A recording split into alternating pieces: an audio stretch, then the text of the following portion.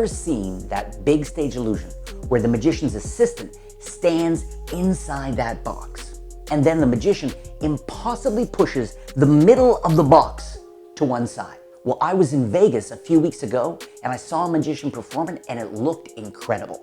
And then after the show, I found this folded card lying on the floor of the casino.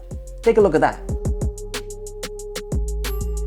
Now this is how the illusion would look if the woman wasn't hidden inside a box. For a trick to inspire big reactions, you need an engaging presentation and jaw-dropping visuals. And with Zig Zag, you get both. You can even have the card initialed and still perform this fantastic illusion. Plus, at the end of the trick, everybody wants to examine the insane-looking card. And thanks to the extremely versatile gimmick, they can. This is Zig Zag.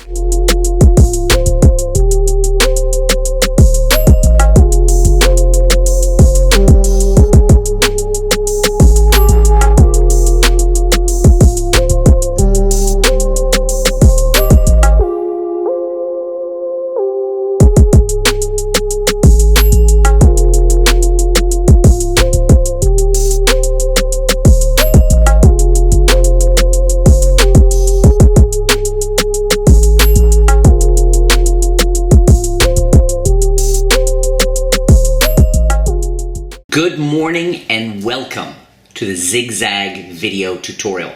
My name is Jay Sankey and I'm really looking forward to sharing the secrets of this cool trick with you. I'll give you a little bit of background on this just to start. One of the things I like to do, or one of the things I try to rely on as both a stand-up comedian, though I don't do as much of that as I used to, but stand-up comedy, in my comedy days, I did a lot of this kind of thinking around it, and certainly with my magic and my public speaking and all that, is I love to use ideas, presumptions, interests that people walk into this space already within their head. Things people care about, things people know. It makes my job much easier because all of magic, all of performance comes down to engagement. It comes down to credibility. So when if I talk about something no one's ever heard of, I have to do a lot of work to bring them up to speed, then to get them to care about it, etc. However, if I stick with things people know, if I mention something like I can ask people, hey, you ever seen those big Las Vegas magic shows and that illusion where the magician has the magician's assistant, she's in the box, and I push the box to the side, and her middle goes up. So many people have seen that. So as soon as I talk about the Zig Zag illusion, people are there with me. That's one of the big reasons why I worked so hard to drill down into this trick. And I came up with many different handlings and variations and ideas, and then some of them were strong for audiences, some were less strong, and this is the process I use at least when it comes to developing a magic effect and illusion, and then refining it, all that kind of thing, is what works, what doesn't, and I have a whole bunch of ideas, and usually, half of them are not so great, and some of them are better, and some of them surprise me, and they get stronger and all that. So this is Zig Zag. And one of the things I love about this, as I said, is that people immediately know when I'm performing. At any point in my performance, I can head right into this and I can ask them, like I mentioned, I was in Vegas and I can use the presentation that I developed. And they immediately know, they're with me immediately. And people are often, the Zig Zag is one of these illusions that really hangs around with people. The classic stage magic trick is something that really haunts people almost. So the idea of coming up with a trick that taps into that interest, that feeling, that emotion is something I knew would result in a very strong close-up magic trick. On this tutorial, I'm going to share with you a whole bunch of things. I'm going to show you how to prepare the very special cards. I'm going to talk about the design of the cards and why I went with this particular design and some of the whole optical illusion quality that really makes the magic moment work so well. I'm going to teach you my favorite handling and the presentation, talk a little bit about that. Going to talk also about a couple of other really cool tricks you can do with these same cards, including you may have heard of the mismade dollar bill trick. Well, and if you haven't, that's fine, but if you do know the mismade dollar bill trick, where you basically tear and restore something, but you get it wrong. Things don't go back together quite the way you thought they would. It has this really beautiful combination of a restoration combined with surprise. Because this is one of the challenges of magic, predictability. So go ahead, pick a card. Don't tell me, I'm going to pick a card. You're going to shuffle it back into the deck, and then you're going to find it. It's the one thing that David Mamet, a theatrical writer and producer and all these things. He said, you know, the one thing that keeps people in their seats is not knowing what comes next. The element of surprise is huge, and so much magic can be unfortunately predictable. So mismade bill, and in this case the mismade card, I'm going to show you two handlings.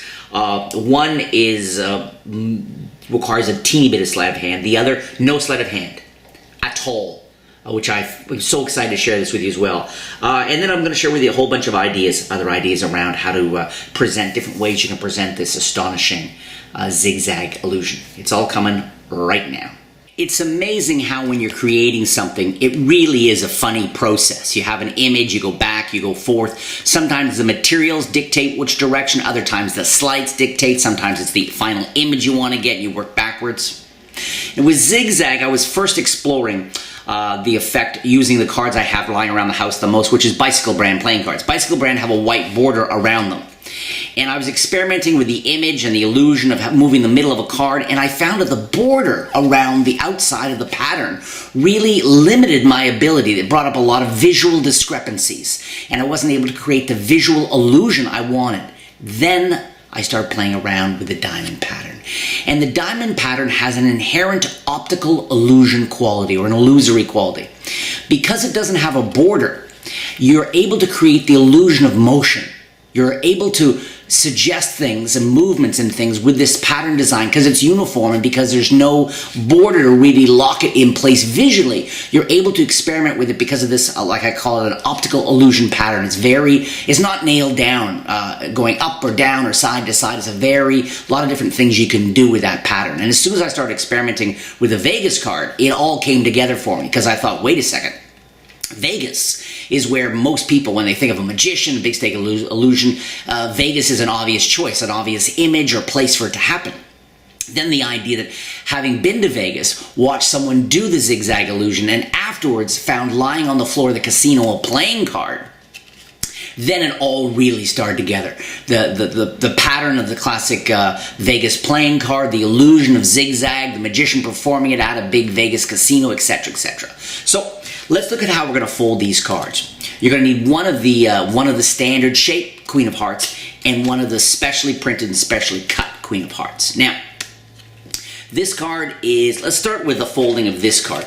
You want to fold, you'll notice, you want to fold these cards, okay, into essentially sixths, okay, into sixths, if you're going to put it that way, okay. The fold right down the middle you're going to find easy to do, okay. You're going to fold that, hold the edges cleanly, and remember the rule with folding anything, right? The absolute rule is you want to make sure that before you do the firm down on the table like this and really getting it firm, make sure these edges are really clean, okay? So you want to fold this in half, really clean and squeeze, okay?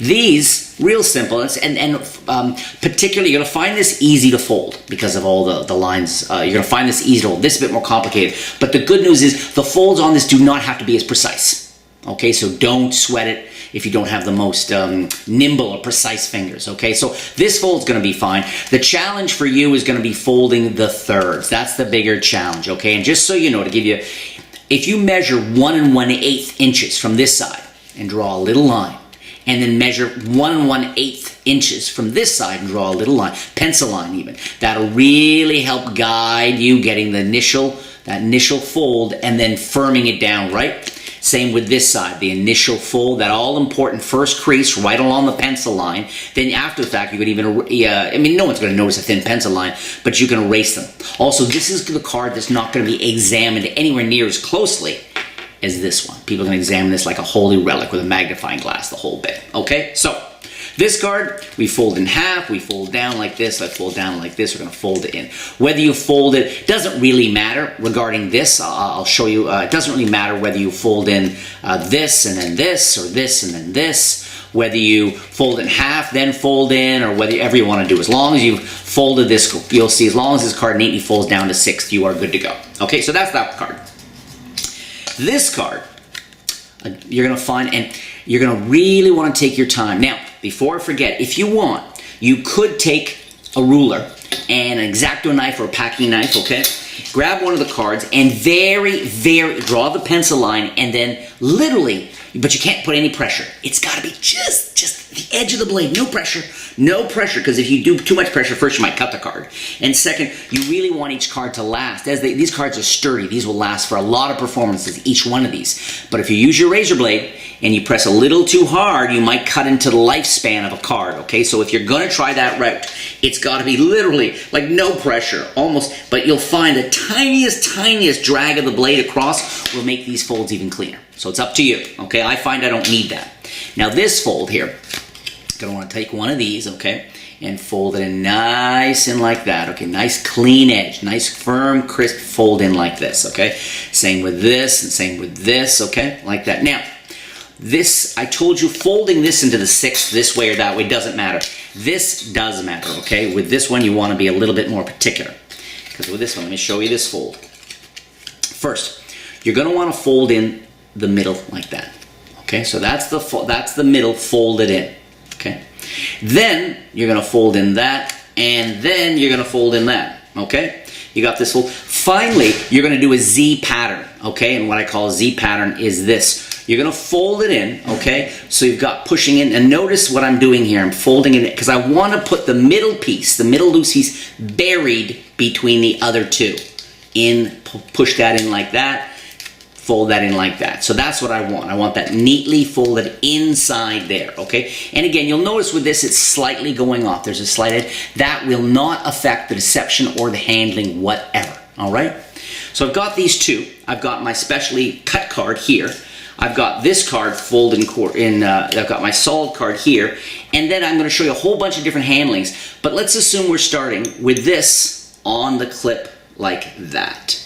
So that is really, my setup is I'm going to start with the full card on the clip like that. Then I've got this folded up inside my pocket, downside my pants pocket.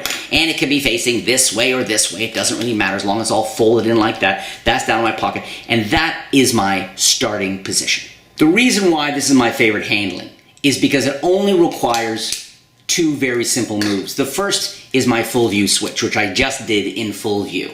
It looks like I simply come over and remove the paperclip off and put it away. But in fact, I switch the one of the specially prepared cards for the other. Okay, let me break this down for you. I've used this in so many contexts. It's imperceptible. It's easy to do. If I have the specially, we'll call it the Zig Zag card. If I have the Zig Zag card folded in my left finger palm, okay, and it can be folded this way or whatever it is, folded in left finger palm, okay? And I have a clip on this. I'm going to come over. I'm going to show this, and I'm apparently going to come over and take off the clip. But what in fact I do, here's the exposed view, is I'm going to come over, we'll do it better on this side I think, is I'm going to come over, load this folded card in between the fingers and thumb of my right hand. I'm going to come over, load it in there, okay, and then pull up with the clip. This stays on the entire time. It never even comes off. That's why this is so practical and why it works so well. Is you're here, and again, I'm going to come over. I'm here like this. I've got this. I'm going to come over from the left side, come up here, and boom. Just imperceptibly. The switch happens, and as I love to say, the tiny action happens under the smaller action. Boom. Okay? They see nothing here but the clip on the card, pull that off, and it just flows. This I go right to my pocket. So that's the one sleight, one of two sleights you need for this. The other sleight, what you want to do is you're going to unfold the card in a beat. And you want it to look like it's here, right? Fold. You want it to look like you're coming over here and just opening the card. Boom. That's it. Those are the only two. This is why this makes it, I mean, this is a sleight for sure. The full view switch takes a bit of practice in front of a mirror. But this idea of a card that's folded, coming over here and just opening it up, is, I wouldn't even call that a sleight, okay? So once you have those two down, you're ready to do this, my very favorite handling. Now, this is where the presentation also is a big help. And it's also about the timing, the pacing of what you're going to do. Now that you know those two sleights for my favorite handling for this, let me walk it through for you, okay? What's our prep? We've got our full card on a clip, any old direction, doesn't matter, okay? Then we have our prepared and folded with the Z fold, right? That's all set in my left pants pocket, okay? Now, the way I would typically perform this is I say, hey, take a look at this, and I hand this to them, and they take the clip off. They open it up and I say, what's that look like? And they say, it looks like a playing card. I say, it is a playing card. It's exactly what it is. I fold it back up like this, put the clip back on it, leave this either in a glass or on someone's hand or on the table like that, and only now do I start the presentation. And usually I go like this. I say, you know, you ever seen that illusion? Where the magician's assistant stands inside a big box, and the magician then pushes the center and it goes off to one side. Have you ever seen that? They go, yeah. I say, I was in Vegas not too long ago. And actually, I saw the illusion. It looked amazing. And then after the magic show on the floor of the casino, I found that card. And you know, I always keep that card folded up. It's actually folded in the world's hardest yoga position. I mean, all those folds, all those creases. I want to keep that card very, very limber. And I'll show you why. So at that point, now, a couple of different ways we can go with this. If my favorite thing to do though is as I'm talking, I slip both hands in my pockets and I palm this. This I get my left hand finger palm out of my pants pocket, out of my jacket pocket. It's just palmed in the left hand. Okay, that's one way to go. The other way to go is when you can have them remove the clip at the beginning, right? Remove the clip. You can take the clip and put it in your right pants pocket. They open the card. They examine the card. You can see it's just a card. They fold it back up. When I go to my pocket to get the clip at that point, sometimes what I'll do, both hands go into my pocket looking for the clip. Because I don't remember that I put my left hand, right hand, whatever. Both hands go in the pocket. When both hands go in the pocket, that's when I palm this in my left hand, take this out with my right, and either hand them the clip, or I can, of course, because it's so easy to palm such a small item, I can do it like this too and put that there, and then go into the presentation, right? Either way, what's key is that I get my specially folded card, okay, in left hand, okay, in the left hand finger palm. So that after I've done my presentation, talked about the full being in a yoga position, this and that, then I pick this up and I apparently remove the clip and go to my pocket with the clip and I'm ready to go into the trick. We know I've done a switch now. I've switched in my specially prepared folded card, right? Now's when I talk about the illusion. I say, I always wonder what it would look like. And as I'm talking, I just glance down. Now, I don't know if it's going to be positioned like this, or like this, or like this. So I might have to turn it over. Or I might have to, behind the fingers, just readjust it. But do not sweat that. You're unfolding a card. That's all you're doing. Now, you don't want to be up here. But you're sort of opening it up, boom, like this. I'm turning it around now to get the position I need to be, right? Once I'm there, and then I'm going to come over. Now, my position I want it to be, your perspective, okay? I want the side, the solid half of the card facing the audience. I want the one with the cuts facing back towards myself, okay? And because I'm right-handed here, I want this on my left side. I want this one piece is going to be on my left side, okay? Because I'm going to open this up here like this. And everybody just essentially examine this card. I unfolded the card.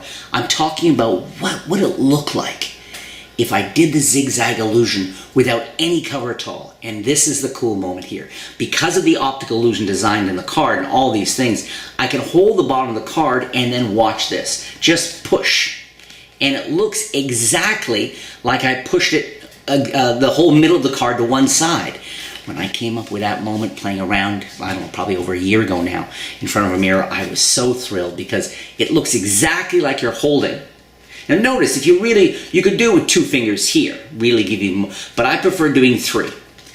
And I start by letting the flap come off a little bit, okay? Depending on my angles to the audience, I either tilt this slightly, but it's loose now. It is loose, but it's behind the card, so it looks like nothing's happening. Then I either grab the card here, or you could hold it from above too if you want, and I'm going to mime pushing that middle. But as I mime it, the thumb is going to unfold the flap. The image, though, is simple. As simple as this is, and I don't know about you, but I tend to perform simple tricks for people. I've invented a bunch of complicated ones, but the ones I really end up performing for people night after night, simple. The simplicity and the visuals of that motion, boom, looks so much like it. And the fact when I came up with this, I kind of assumed all along I'd need a loose piece or something. But the fact that I could unfold this just examined card, push this to one side, boom, like that, get that nice magic moment going there, and my hands are empty. Everybody's going to want to look at this card, this crazy card where they visibly just saw me push it to one side. Everybody wants to look at it. They want to maybe look at my hands. There's nothing to find, just this incredible, really souvenir of an amazing magic moment. while exploring the zigzag effect and creating the illusion of pushing a piece to one side, really locking that in, making sure that's crisp and clear for people, I discovered something else. I discovered that with your specially prepared card, okay, with the folds at the back and things, what I can do is apparently unfold the card, and sometimes, I want you to see this here, to really add to the illusion, is sometimes I can just hold the edge here, okay, and with my thumb basically bring over both halves, okay, behind the fingers. But what you'll find is if you really want to control, make sure it works perfectly. And again, remember, you're talking to people. You're not presenting the unfolding as if it's a trick in itself, okay? I want a couple of pointers here. First, notice that if my fingers are here and I unfold this, even if this piece is still not fully folded out yet, from the front it still looks legit. It still looks like I'm opening the card, okay? So you don't want to get caught thinking, man, I got to get that at the exact same timing. They have to open it. Don't worry about it so much, okay? You're here, I open the top. Now, what I can do too is I can come over here, open the top, and with my left thumb, push the other piece at the same time. And again, if you try to do this in front of someone's face and say, watch, I'm going to open this card, I'm just unfolding the card, there's going to be even if it looks visually perfect, people will be suspicious. So even if it looks visually perfect, you'll spark suspicion. Whereas something that looks a little bit more casual, that even takes you 2 beats, because I open first with the right thumb, then with the left thumb I push this open. As long as you're talking to people, but I mean, I've been in situations where I had to I was here when I unfolded it, and then I turned it around like this, and notice this looks fine from this side too. Even if you were to open your thing and it was facing the wrong way, okay, facing the wrong way, you just turn it over, okay? So very simple. Do not sweat this. This is the position you want, right? So I was playing around with this though, and I realized, wait a second, I can pretend to tear a piece out of the middle of the card. I mean, that looks so good. Now you might say, well, where are those little rough, tiny edges? And you're right, I wouldn't do this 2 inches from someone. I'm in a bar, I'm at a cocktail party, I'm walking around. So I can mime taking, and at the very end, get a little thumb, the thumbnail and the finger, and get this nice pull. You could even go with you, so you get this kind of, okay, but it looks exactly like I've taken the piece out, okay? So you think, well, that's fine, now what? Well, what I can do is apparently hold this piece, come over here, just touch the top with my finger and spin this around here, okay? I've just apparently torn the piece here, then come over here and go watch, and fuse the piece back onto the side and hand that out. So this is a torn and restored, essentially a mismade bill, but with a mismade card and no extra pieces. I can start with this. Now, if you were going to just do that trick, you wouldn't have to even fold. All you'd have to do, you wouldn't have to fold this up into a tiny bundle. You could have this just sitting in your pocket with a paper clip, okay? Could have this here like this. A paper clip's on it. This is sitting inside your pocket, and all you're doing is holding down that one flap, okay? Or you could even, do it in such a way that this flap and that flap are held down with a clip, and this is just in your pocket. You take this out here. Now, I wouldn't present this as zigzag at this point. This is just I want to see something really weird. Been handling cards for so many years, I can actually do some pretty cool things just with playing cards. They don't examine this beforehand, that's right. But they do get to examine at the end, and your hands are absolutely empty, right? You apparently open it up, you apparently tear out, say, the middle of the card like this. You say, watch, I'm going to take it. And the whole time, of course, what you want to do is hold that flap in like this, come around here. They see nothing in your hands, you're here. I mean, I talk about so magical and fair. Boom, and then hand that out, okay? So that's a really sweet mismade bill I came up with. Now, of course, you could add a piece or mismade card. You could have one palmed, right? So if you want to add a little bit more of a visual illusion, maybe even use the behind the neck ditch, right? So you could be here, okay? This is palmed. You open this up, boom, like this. You pretend to tear it out. Now you get this visual as you pull this off here, maybe bring this to the fingertips. Now they get to see the piece. They get to see absolutely everything, okay? If I wanted, this would fool magicians, the original version, much more than this might, okay? Because this is what magicians will think of, an extra piece. But if you wanted to add the extra piece, you're here now, right? Now you could take this, turn this around, get ready, and now what you could do, of course, is give it the old ditch where you rub it on the elbow here to warm that up, rub that on the elbow there, come over here, and then that way you would end absolutely clean. Your hands are empty. They had all the key visuals, and you've left the piece behind your shirt collar when you went up to rub like that, right? You could do that. Or you could, of course, add another. I mean, if you're going to do something that you just want to look great on Instagram, right? So you could have this, having apparently torn out the piece, you're here now, and now you could literally just clip this, right? Or finger palm it, or whatever you classic palm it. On Instagram, you just drop it out of frame, of course. Not exactly real world stuff. But let's say I'm here, I want to classic palm the piece. I come over here like this. And now it looks really magical. It looks like the whole thing is, you know, super convincing and clean, right? And all I've done is I've classic palmed the piece, or you could clip the piece, okay? Again, I want to share that with you because I've played around with that, but I would only ever do the fake tear here, come over here, and then have that restoration. I just think those two versions of a mismade dollar bill, but applied to a card that can be examined after the fact, very sweet magic. Here's another version, another cool trick you can do with this. It's a version of a mismade, great for sitting if you want to lap the pieces, but you can also do a stand-up version. Years ago, I came up with the idea where you could take something. Oh, I don't know what do I have here. Oh, hell, let's just try this clip, okay? Where you can take a clip or take an item, okay, put it inside the case, close it up. You can even shake it, people can hear it inside, but of course it's not inside. The case is empty, okay? Because what I did was apparently put it inside there.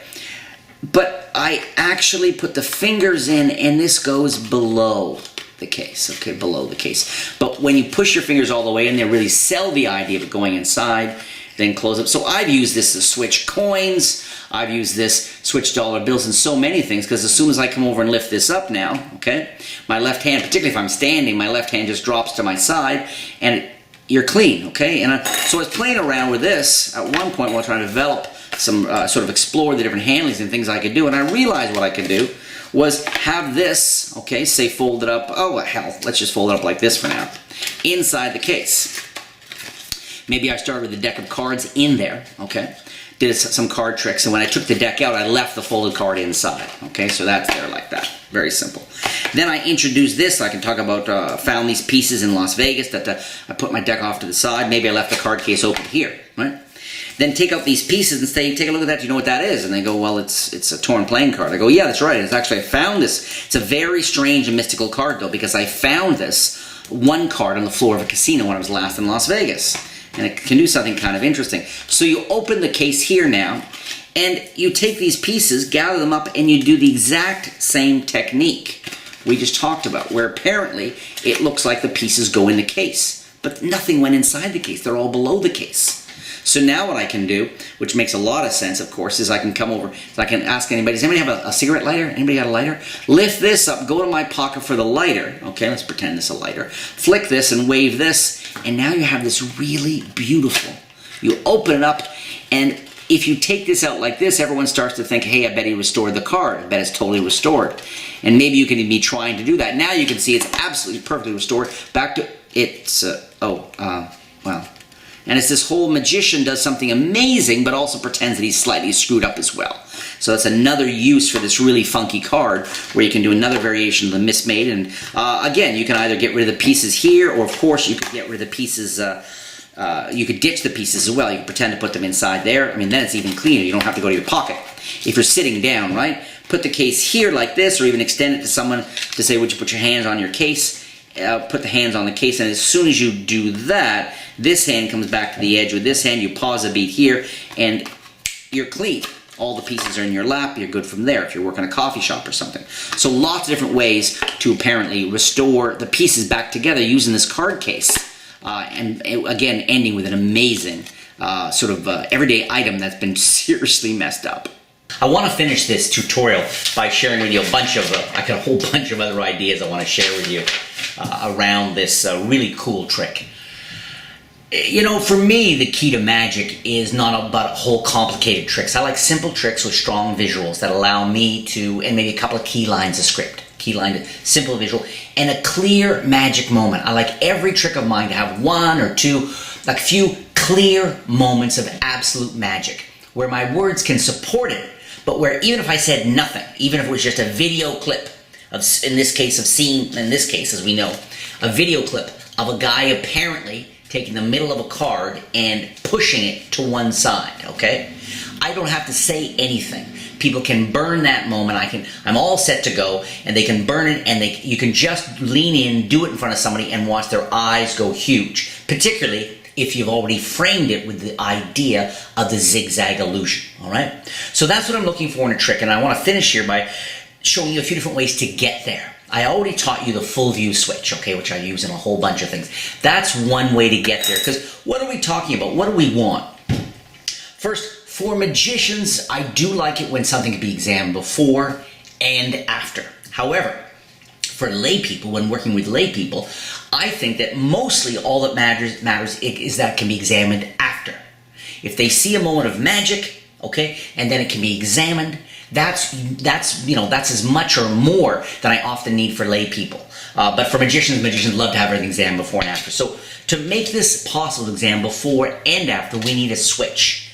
There are many different kinds of switches we can use for this trick. Some of them easy, some, for example, the full view switch, as I mentioned, it's a switch. It's not hard to do. Instead of using a bulldog clip, though, of course, you could use a paper clip. Brings less attention to itself. There's a simple paper clip. There's even this design of clip, right? More of an office design. So a few different possibilities with that paper clip. You can also do different kinds of switches from in your pocket, either sort of more subtle or not so subtle. For example, if I've had this card examined, okay, someone looks at that card, we fold it up like this. My hands are obviously empty, okay? Boom, like this, and say along with this, we're also going to use a cigarette lighter. I can basically, I've got this here, I can go looking for the cigarette lighter with both hands real quickly. I use this kind of switch a lot. Where is that cigarette lighter? Oh, there it is. And just like that, I can switch this for my other bundle, my other folded up bundle in the left pocket, okay? So this can be down in my left pants pocket. I'm going to do this seated. This can be here. My lighter can be in my right pants pocket. So here we're not even using a clip. I can just have this card examined, hand it out, boom. Say along with this we're also going to, and along with this we're also going to use a cigarette lighter. Boom, like that. We'll use it. Notice I draw all attention here. As soon as this hand comes out, I make sure that some of the card is still showing. I have done this 1,000 times with 1,000 objects and never been busted, or maybe busted twice over the years, okay? So that's a very simple way to switch the two cards without using a clip, okay? What's something else we can do? Same thing with a marker, okay? If you're going to have the card initialed, that's the perfect time is to get the marker, okay? I'm going to show you how you can do this with the initial card in just a moment.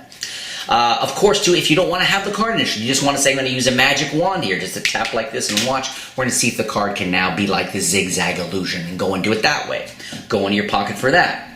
Juan Tamarez popularized something called a crossing the gaze switch. And it's about management, about looking. And here's a great place for this, because what I can do is I can have this, let's say, in my left pocket. I can have this here, okay, boom, like that. My hands are empty. Fold this up and say along with this we're also going to use. My left hand goes to my pocket as I'm looking for something. I don't find it. I transfer. I go to my right pocket and then I bring out the lighter or whatever. This shuttle pass action. And so what I'm doing here is nothing but the folded card. Let's say I'm going for the lighter, okay? Let's say I know the lighter's in my right pants pocket. So this is essentially the same switch I've already discussed, but instead of putting both hands in my pocket, they stay out of my pocket and my hands are empty, right? So to do that, I'm going to go, along with that, we're going to use a lighter. I go to my pocket, finger palm the other piece, the zigzag card. I can't, it's like it's not there. I do this shuttle action where I'm just going to pull this into finger palm while doing this down here. But it looks like it never left sight. Then over here, I find the lighter. I am done. I went from having just the folded card to now having just the special card in a very natural crossing the gaze action, because I sort of break the action down, okay? Notice to another switch, of course, is to, if you're very comfortable with sleight of hand, you can have the prepared card here in your right hand the whole time. Take this out, have that someone take a look at that, they fold that back up like this, and you simply do the shuttle there, okay? Right in full view of them, you pretend to pick it up like that. I'm pretending to transfer it from one hand to the other, switching in this one like this, right? Then I go to my pocket for the marker or the lighter or whatever I want, okay, and go from there. That's a simple sleight of hand technique, all right? So these are different ways you can switch without having to use the full view switch. The card case, I showed you can use a switch with that. Well, I can have the special mismade folded bundle up in there, like this, right? I can have this here like this, boom, like this. pretend to take this and put it inside a card case. Fold that up and even have somebody, if they want, they can hold on to this. And of course, I just slipped it below the case, and this was in the case all along. Once you're bringing in an item like the card case or a coin purse, now you've got more options because I can do the switch before or after I go to my pocket getting the item that's going to contain. I love using these kinds of things too because it really isolates the magic. The implication is the magician cannot tamper with the items because they're not all no longer his hand, they're isolated. Maybe someone's holding on to this, whatever. But of course what it does, it also conceals the fact you've done the switch. Then you'll take it out and do the zigzag moment. So those are a few different switches. Let's talk about the barehanded coin purse card case. Okay, last two things I want to talk to you about. If you want to give away the card at the end, and it's cool, it's a cool giveaway for sure, but frankly I'm pretty stingy, and so I'm in no rush to give this away. You don't have to give this away, but you could give it away. If you want to give it away, why not add a little extra moment that suggests there's no way there could have been any kind of switch by having this initial, right? You could do that. So all you have to do very simply is after you've done, boom, boom, boom.